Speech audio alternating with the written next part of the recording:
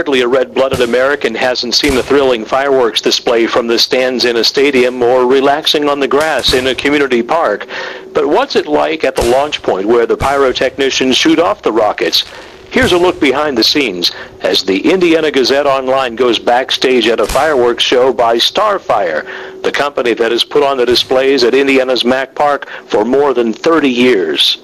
Vince Terrizzi Sr. started shooting fireworks 41 years ago and named his company Starfire in 1983. They're based in Carrolltown in Cambria County, and most everyone in the family works in the business, especially on busy weekends like the 4th of July. His brother John, a buddy from the coal mining days, Lenny Hartman, his nephew Isaac Lieb, and his son Vince Terrizzi Jr. are mainstays through the year. A fireworks show is a mix of science and art. There's math involved in positioning the launch tubes based on the size, anywhere from 3 to 6 inches for the Indiana show, up to 8 or 12 inches at other shows where they have more space. They always shoot fireworks at an angle, never straight up in the air. If a shell, for some reason, bloops out of the pipe, say they put it in the wrong pipe, or the lift charge is missing and they don't realize it, or a good bit of the lift is missing, it'll just bloop out of the pipe and roll on the ground. Well, you don't want it to come back towards you on your side of the racks. You want it to go on that side of the rack. And it takes an experienced eye to know how to mix and match the shells that get fired. Starfire has done between 4,500 and 5,000 shows over the years. Vince Terrizzi Sr. has done about 1,500 shows himself, and he doesn't work with a script, calling the shots as the show goes on.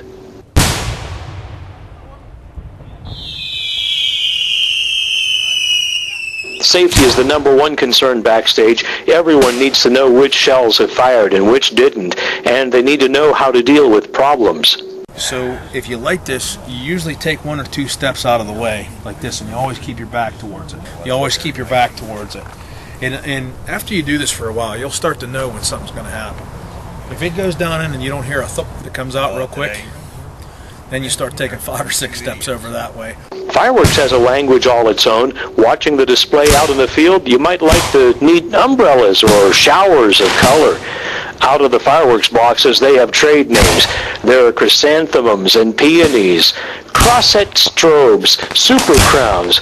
There are rings, bow ties, smiley faces, cube shells, rainbows, and double bubbles.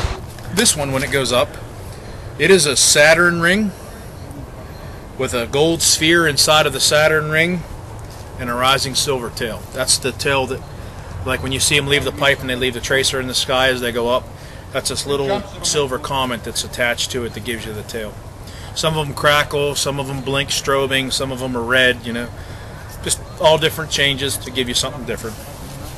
Now tonight, I don't have some new shells that I have ordered in, but they're not here yet. When it leaves this pipe, it'll leave at 300 mile an hour when it reaches right to here. So from down there to here, it's 300 mile an hour.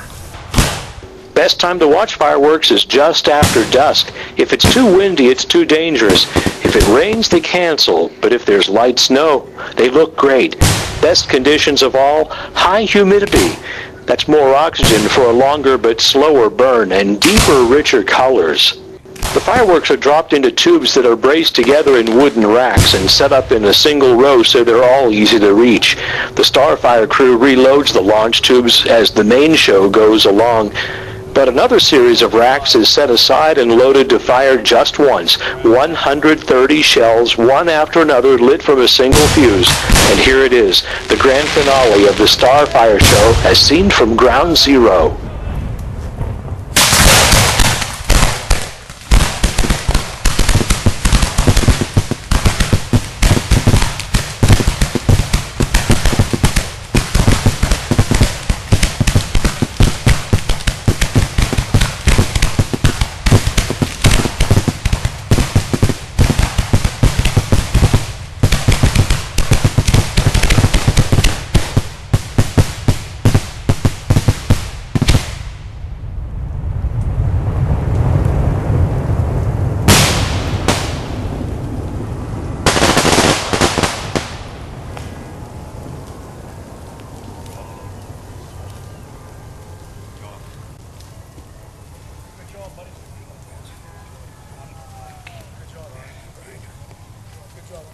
Hey, way to go, Brian.